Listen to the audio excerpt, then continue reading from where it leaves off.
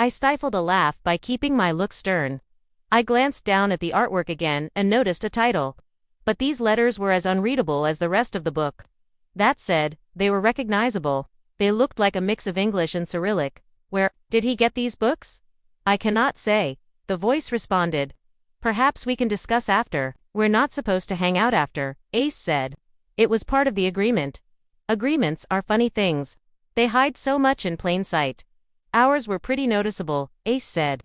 She spun around, looking to spot a speaker, or a person hiding. One thing Dirty Dusters doesn't like is creepy men getting ideas about their role here. You watch, we clean, you pay, we leave, that's it, we stay, you pay. If not, we can leave now. No, forgive me, please stay. Finish the room.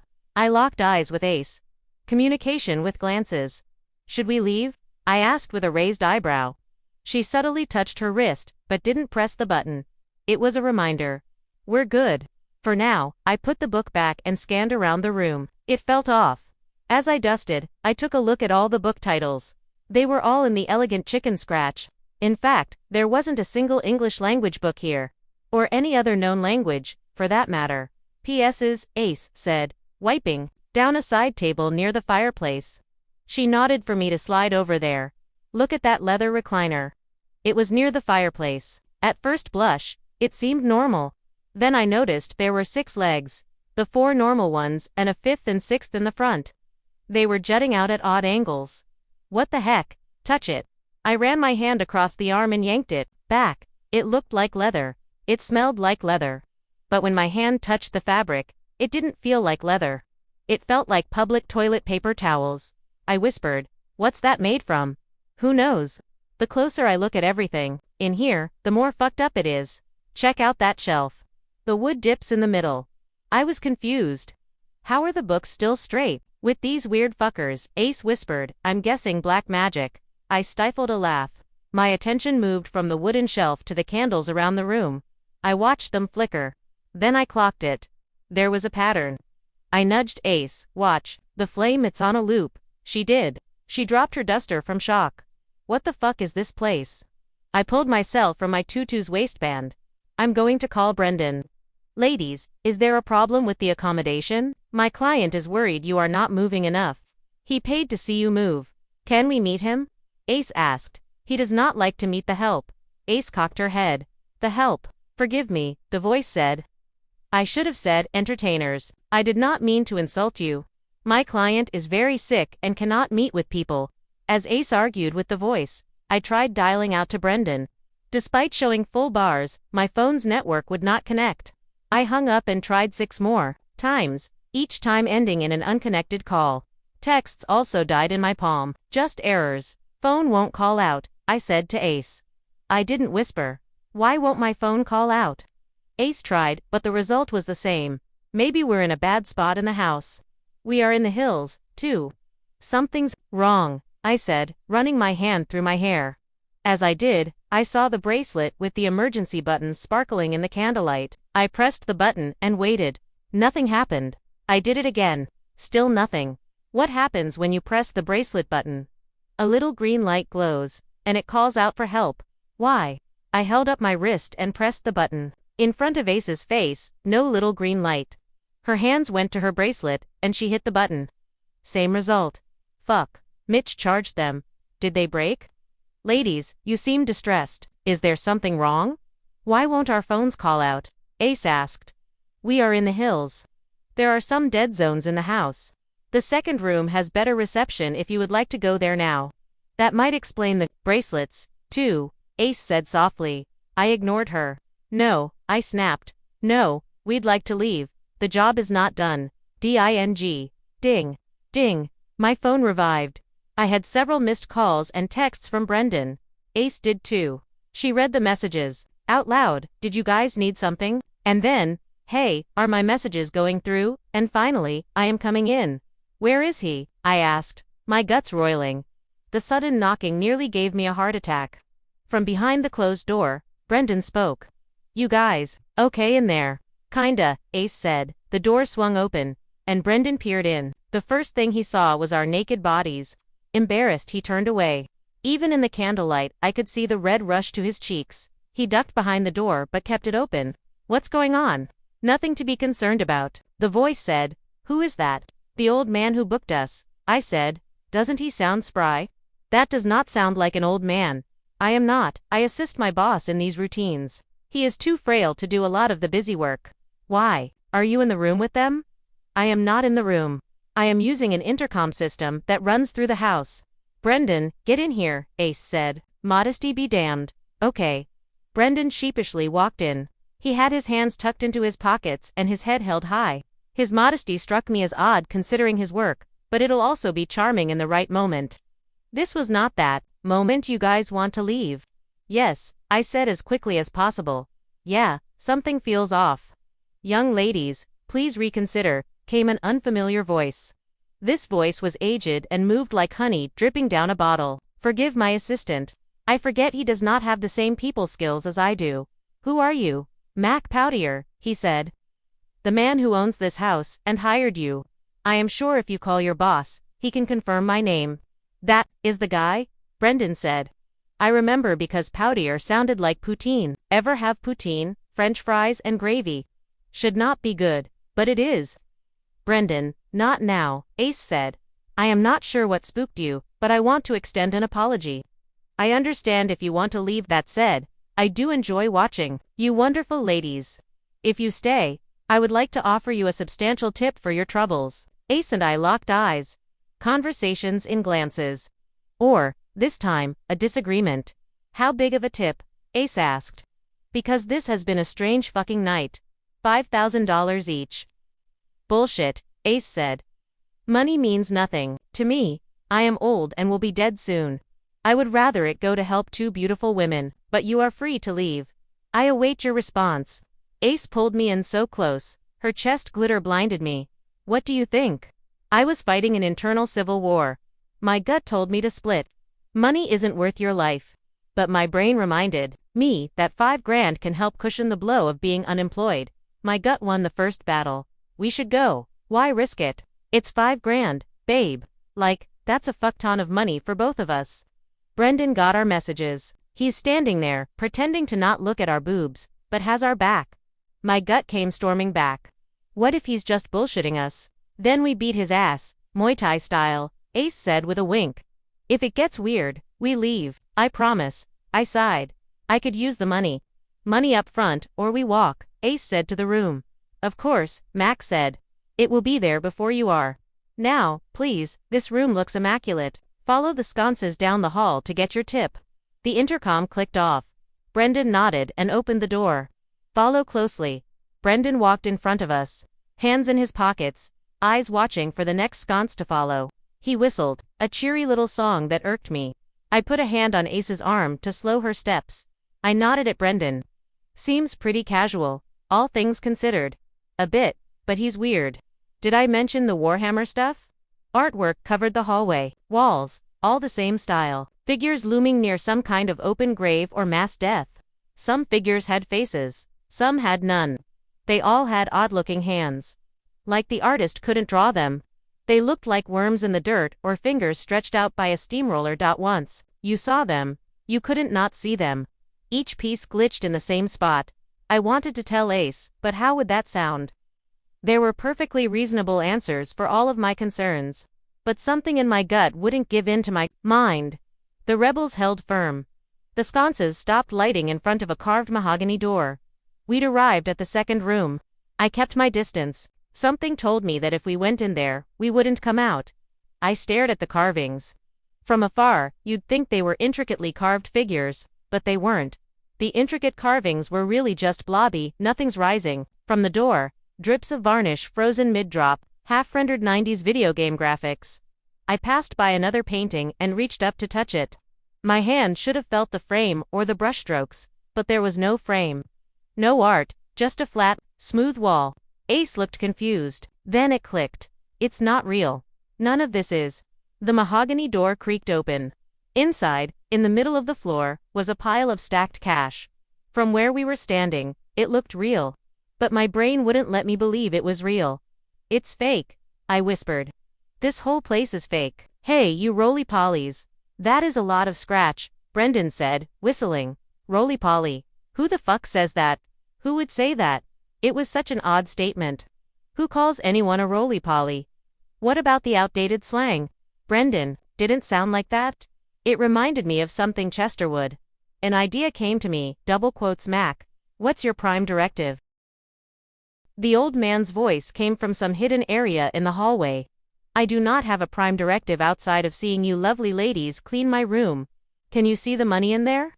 It is waiting for you to enter and take it. My treat. Too broad. I needed to narrow it down. Ace looked confused. What are you doing? I have a hunch, I told her. Mac, who created you? There was a long pause. I do not know how to respond to that question. Who creates any of us? God, a machine? Who can tell? Mac, tell me about your parents. I do not understand, Mac said.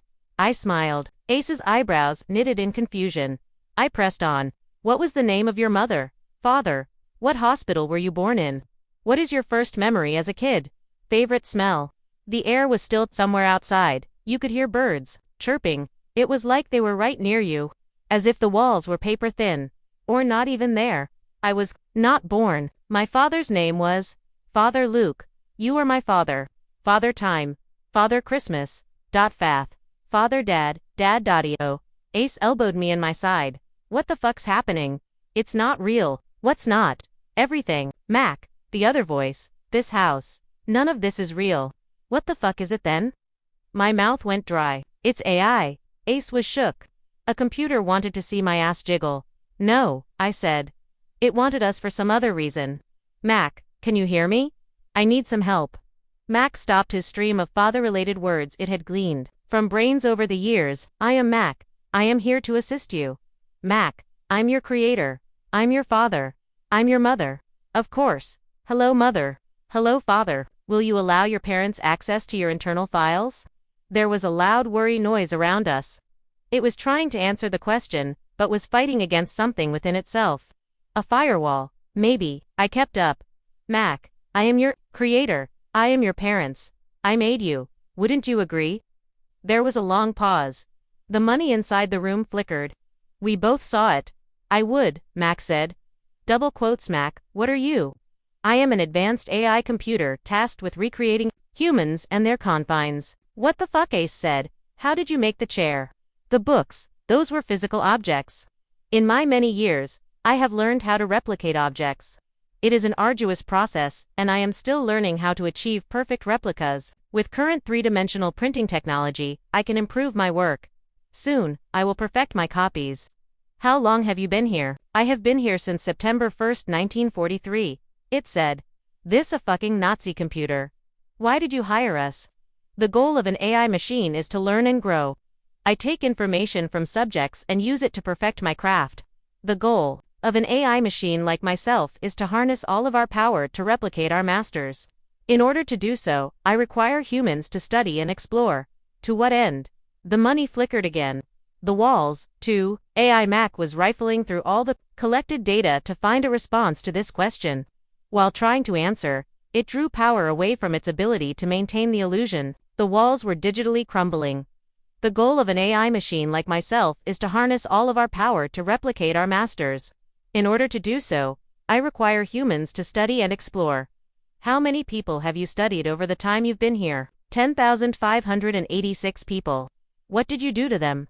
Hired them with the purpose of studying their thoughts, beliefs, superstitions, language, and minds. Did they know you were going to do that? No, Max said. Informing them would have made research more difficult. The shortest distance between 2 points is a line. What were you going to do to us? The pause was long eons. The response came as cool as a summer breeze. Harvest your minds. What does that mean? Removed their minds for closer study. You stole their fucking thoughts. Ace yelled. What the fuck is wrong with you? What happens after your harvest? The casings expire. I must dispose of the remains. Hey guys, are we going to go into the room now? That money needs to be in my pocket, Brendan said. Ace looked at him like he'd whipped out his penis. Bitch, read the room. Brendan, take your hands out of your pockets. He hesitated. We looked at each other. Conversations in a glance. Do it, Brendan, Ace spat. He slowly pulled them out. His fingers looked like slithering baby snakes. He turned to us. We both screamed. He didn't have a face. When he spoke, the featureless skin cracked and formed a crudely drawn mouth. How about we talk about wars and hammer? Mac. Shut down the house illusion. Shutting down now, Mac said. The beautiful mansion flickered away. In the wilderness of the foothills, a row of 12 open shipping containers, 6 to a side, sat in its place. Some held the 3D printed objects. Others were filled with dusty, murky glass jars. At the end of the hallway sat a massive gray supercomputer. Blue lights blinked all along the front. There were dozens of octopus-like cables jutting out of the top, each one plugged into the hundreds of glass jars scattered at the base of the machine. Inside each jar was a human brain. "Goddamn," Ace said. "Holy Lord," I echoed. From behind us. The real Brendan yelled, "What the fuck? Where's the house?" Before falling into a coughing fit. Reality hit him like a truck. He'd been smoking a joint and playing on his phone the entire time. A real boy lost in the digital woods. I could relate. I was a real girl lost inside a digital house. The slate-gray monstrosity of a supercomputer sat among the wilderness. It hummed along, processing all the information it was stealing. Someone had rigged it to a bank of solar power generators and large storage batteries. A reverse vampire. It needed sunlight to live. A thought came to me. Kill the power, kill the machine. We have to destroy it. Pushing past the flickering faux Brandon, I ran toward the solar panels. I found a large rock and smirked. I'd be using humanity's first tool to destroy its latest. How poetic. I smashed it down on a panel, splintering it. "I need help." "Say less," Ace said, grabbing a stone. They both joined in. Brendan was confused, but what boy turns down the chance to break things? As we wailed away at the solar panels, the supercomputer took notice, its blue lights turning crimson. "Destruction noted, booting." An unfamiliar voice said. We halted our destruction and watched as the octopus arms dislodged from their brain cases. They came together, interlocking and creating a long whippet. Focused its computing power to create an electrical charge that made the tip glow red. You could feel the heat on your face. "Run!" I screamed. It fired a bolt of electricity at us. It missed us, but destroyed the panel. We ran as fast as our legs could carry us. The supercomputer aimed and fired several more shots, all just missing us. Once we got to the car, I screamed, "Start the fucking car." Ace didn't argue. She got the car started and moving before we could catch our breath. We sent dirt flying from our tires as we spun on the gravel road. Brendan's Mini was right behind us. We zoomed down the mountain roads at speeds any driving school instructor would consider unsafe. The memory of Ace failing her driving test popped into my mind, but I pushed it away. As soon as we exited the mountainside, Ace pulled the car over to the side of the road. Brendan blasted out into traffic, never slowing. Ace was trembling. We both were. She looked over at me, and the confident, brassy girl I loved was gone. Her face twisted in a cocktail of emotions. She wanted to speak, but the words got lost. It was a first for her. "I swore," I said, coming to her aid. She started laughing. It bloomed into a full-on chuckle fit. Her solo became a duet. We must have looked insane to passing cars. Two glittering, topless 20-somethings cackling like witches. Makeup-streaked tears rolling down our faces. We didn't care. We were alive. "Start the fucking car," Ace said, mocking me. It sent us off again. I pulled on my t-shirt. "I think I might be done with dirty dusters," I said after catching my breath. "Same," Ace said. She got serious. "What should we do about the computer?" "I dunno," I said, "but if someone put it there, then someone was watching. It saw what happened. It saw our faces. They probably stole everything on our phones. Told you all our nudes leak at some point. They might come after us," I said, my voice small. "Girl, please," Ace said, holding up her hand. "I nearly got murdered by the Terminator's cousin. Let me deal with my present traumas before I jump into future ones." "Sorry," I said. We sat there in silence for a few minutes. Ace finally turned to me. "We're kinda fucked, right? Ooze. Humanity." I put my head in my hands for a beat before running them through my hair. I looked her dead in the eyes. "Let me deal with our present traumas before I jump into future ones." "Good advice," Ace said. "We know where it is. We can tell someone, or blow it the fuck up ourselves." "Heck yeah," I said. We started laughing again, but this time it bore bitter fruit. Before long, we both started sobbing. Our bodies shook with fear and anxiety and uncertainty. Our days with dirty dusters were over, but our job here wasn't done. I reached over and gave Ace a hug. She hugged back for what felt like a lifetime. It was reassuring, calming, human. After we parted and wiped away our tears, Ace smiled. Wanna get drunk? Abso-flippin'-lutely. There's my PG queen, Ace said, shifting the car into drive. Let's go get gosh darn pickled. We cackled and merged into traffic. Just two more people adrift in the sea of humanity.